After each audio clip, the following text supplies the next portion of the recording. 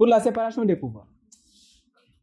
Ce qu'il faut comprendre, c'est que c'est une exigence de nos jours que pour qu'un État puisse exister et cohabiter avec les autres États, dans sa constitution, il doit mentionner que sa constitution a respecté la séparation des pouvoirs pour éviter de retourner en arrière, monarchie absolue. C'est sur cette base-là que Montesquieu s'est inspiré des régimes qui étaient, au moment où il écrivait son livre L'ouvrage de l'esprit des lois, mais aussi de ses prédécesseurs tels que Aristote, Platon, John Locke, etc., qui ont développé que cette séparation est nécessaire pour équilibrer les pouvoirs, mais n'ont pas systématisé, n'ont pas donné comment y arriver. Montesquieu a essayé, à travers, n'est-ce pas, des études poussées sur les régimes parlementaires et présidentiels, et a réussi à en déduire des éléments qu'il nous a proposés. C'est quoi? C'est que pour qu'il y ait un État, pour qu'il y ait un respect, pour que les États commencent à reconnaître les libertés collectives et individuelles des citoyens, il faut qu'on sépare les pouvoirs de tel point qu'une seule personne ne va pas détenir l'ensemble des pouvoirs. Et sur ce, il faut faire en sorte qu'il y ait l'équilibre à travers ce qu'il disait, le check and balance, c'est-à-dire le pouvoir arrête le pouvoir. Et c'est pourquoi il disait que toute personne qui a le pouvoir est tentée d'en abuser. Et il va plus loin. Que le pouvoir rend fou, mais le pouvoir absolu rend absolument fou. Pourquoi? Parce que le pouvoir a rendu absolument fou à des rois qui ont subi parce qu'ils pensaient détenir la force, alors que la force appartenait à qui? Au peuple. C'est pourquoi on parlait de souveraineté populaire. Et cette souveraineté populaire, donc, on redonne au peuple qui va décider à qui le confier, et on a instauré un système de mandat que la Constitution elle-même doit programmer, doit prévoir. Et là, il y a deux éléments maintenant. Donc, ce principe de la séparation de pouvoir, donc, vient pour gérer des problèmes d'avant. Abus, pas de liberté du tout, pas de sécurité, conscience fermée, etc., etc. Donc, qu'est-ce qu'il fallait faire? Il fallait revaloriser la personne. Il fallait revaloriser la dignité humaine. Il fallait revaloriser ou bien donner l'importance du pouvoir en tant que tel, qui est sacré.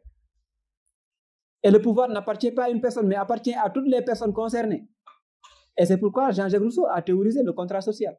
Avant Jean-Jacques Rousseau, il y a eu contrat politique. Après, il y a eu le Léviathan de Thomas Hobbes, etc., etc. Donc, ils ont théorisé, mais chacun dans un domaine bien précis. Pourquoi? Pour essayer d'améliorer notre condition de vie. Ce qui me désole, c'est que de nos jours, nous, les enseignants, rares sont ceux qui pensent au bien-être des individus.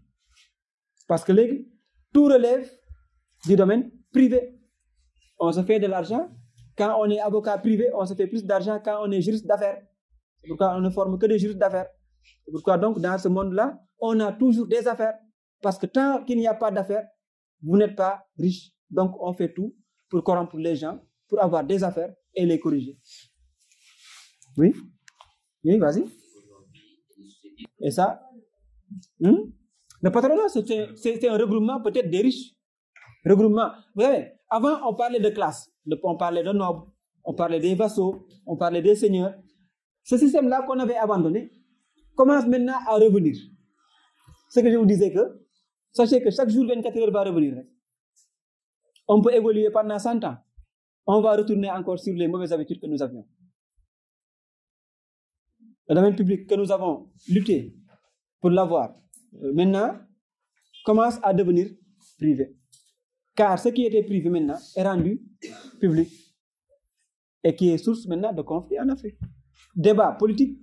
Souvent, quand il s'agit de débats politiques, on sort des informations privées pour nuire à son adversaire politique. Ça veut dire que donc, il y a un problème de conscientisation, il y a un problème d'éthique, de déontologie, de respect, de morale. Et dans ce cas-là, le juriste est au centre de tous ces problèmes. Vous, moi et les autres, on est au centre de tout ce qui va nous arriver. Si vous êtes intègre, ça peut ne pas arriver. Si vous ne l'êtes pas, on est tous foutus. Ça, vous devez le savoir. Soit vous êtes intègre, soit vous ne l'êtes pas. Mais aujourd'hui intègre, demain non, vous ne l'êtes pas. Et je dis toujours que je ne forme pas des corrupteurs. Si vous utilisez tout ce que je vous ai enseigné dans un bus pour vous enrichir, je vous maudis. Je le dis à tous mes étudiants. Wow. Et lorsque vous allez comprendre que ça vous arrivera, ça sera trop tard. Lorsque vous allez comprendre que ces prières vous ont touché, parce que c'est une flèche que j'ai lancée, qui va circuler. Peu importe l'étudiant qui pense que ça ne va pas lui arriver. Un jour, lorsqu'il va travailler, en pensant qu'il va utiliser tout ce qu'on lui a enseigné, pour ne pas être intègre, il devient un corrompu. Qu'il sache que si la flèche ne l'atteint pas, la flèche atteindra ses enfants jusqu'à ses petits-enfants. Parce que c'est ce qui détermine le cours de l'histoire. Le cours de l'histoire est entre les mains des juristes. Parce que c'est les juristes qui deviennent maintenant des politiciens. Et c'est les politiciens qui doivent administrer et gérer tout ce qu'il y a au sein de l'État. Maintenant, s'ils ne sont pas intègres, imaginez ce que ça va arriver. Ce qui peut arriver. Donc, c'est pourquoi, c'est le juriste qui pose des règles pour maintenir la cohésion sociale. Si le juriste n'impose pas des règles qui va à l'encontre qui sert de bien-être à la société, à ceux qui y résident, maintenant, on est foutu dans ce cas-là. C'est ce qu'il faut éviter. Faites tout pour l'éviter. Toute voie possible. Lorsqu'on parle de gouvernement juge, les juges peuvent faire leur loi. Vous savez, le juge ne doit pas faire des règles. Le juge doit seulement juger les règles qui ont été établies ou préétablies. Si maintenant le juge, à travers sa jurisprudence, peut contourner les règles jusqu'à imposer à ceux qui mettent ces règles qu'il a créées dans la Constitution ou bien dans les lois, les juges ont plus de force que les législateurs, que l'exécutif.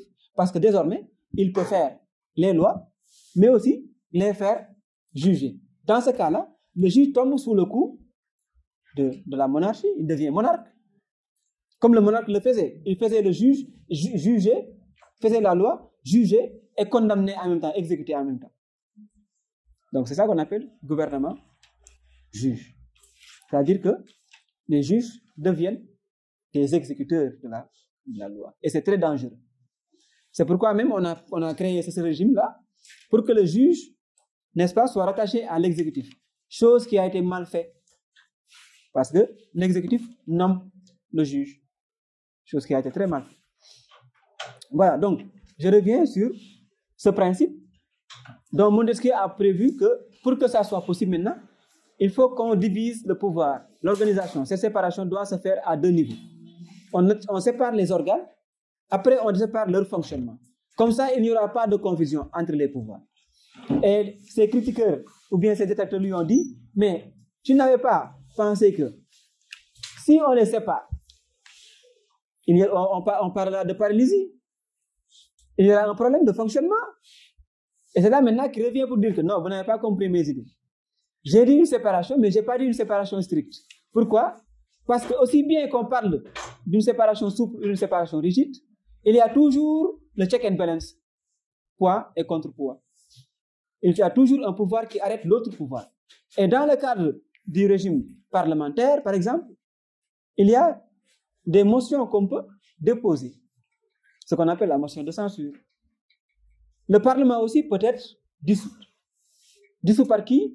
Par l'exécutif, qui sera obligé de payer. Mais si on ne lui autorise pas à payer, il ne peut pas payer. Et ça, c'est ça maintenant qui va créer cette paralysie au niveau des institutions.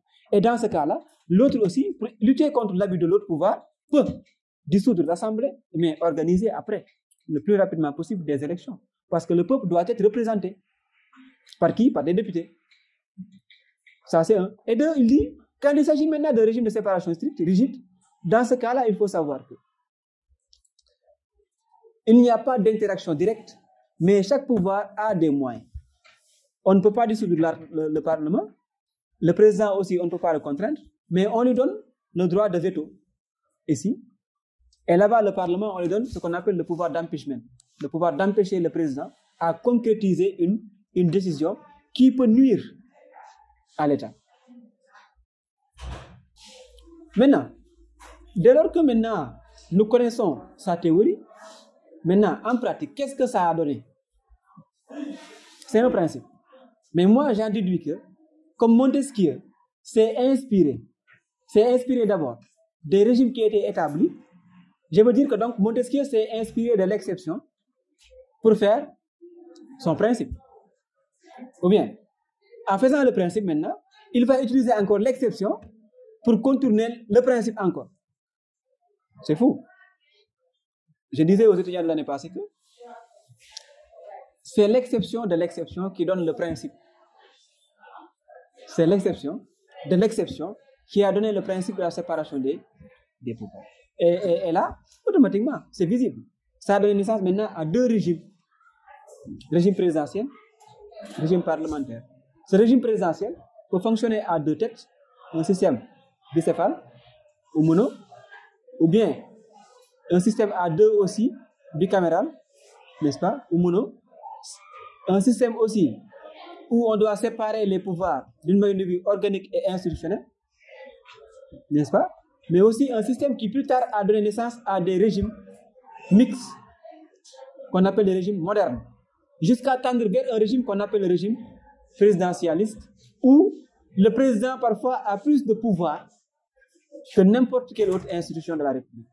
Il nomme les emplois civils et militaires, il est le gardien de la Constitution, c'est lui qui va faire un projet de loi, etc. etc. Donc le président donc, a des pouvoirs extraordinaires, alors qu'au début, c'est pour lutter à ces pouvoirs qu'il a fallu parler du principe. C'est pourquoi je l'appelle l'exception de l'exception. Maintenant, en profondeur, vous avez vos supports. À vous de lire les détails. On parle des régimes, ce qui les rend spécifiques, en les comparant. C'est à vous de distinguer ce qui est souple de ce qui est rigide, à quel niveau ils se ressemblent. C'est à vous de revoir en quoi ce principe est-il essentiel, est-il nécessaire, n'est-ce pas? En quoi ce principe va produire des effets, que ça soit négatif ou positif.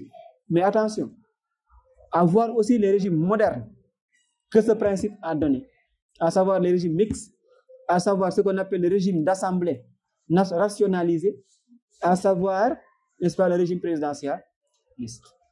Donc, je pense que d'une manière détaillée, tel résumé, on a bouclé ce qui était nécessaire et ça va vous servir pour les évaluations et les examens à venir. Donc, je vous remercie.